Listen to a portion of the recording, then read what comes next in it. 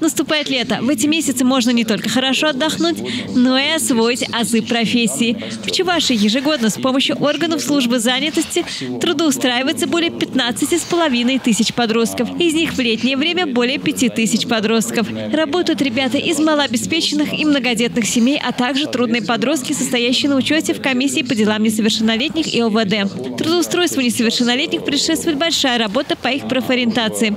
Главное – правильно оформиться на работу и собрать соответствующий пакет документов. Это паспорт, согласие родителей и справка, которую можно получить в школьном медицинском кабинете. Конечно, главная цель – привить любовь к профессии, говорит министр труда и социальной защиты Чувашской республики Алена Елизарова. Напомню, что со стороны службы занятости в этой части подростки могут получить помощь и поддержку, конечно, в цифровом формате. Это через портал «Работа России» подать свою заявку.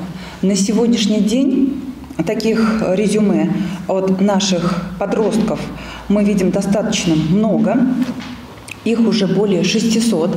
И в то же время есть и заявки от работодателей, их несколько меньше, порядка 500, которые на цифровой платформе уже объявили о своей готовности брать на работу подростков. К лету соискатели от 14 до 18 лет активизируются. Это подтверждается ростом опубликованных резюме на портале «Работа в России». Ребята могут заниматься благоустройством территории, выращиванием и сбором овощей, а также выполнять другую несложную работу.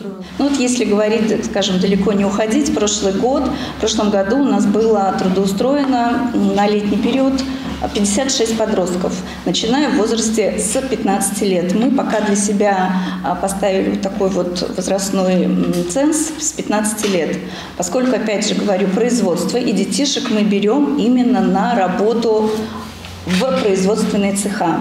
Таким образом, в будущем подростки смогут прийти на предприятие уже в качестве специалиста. А еще так создаются трудовые династии. Елена Яковлева, Степан Гурьянов. Жизнь столицы.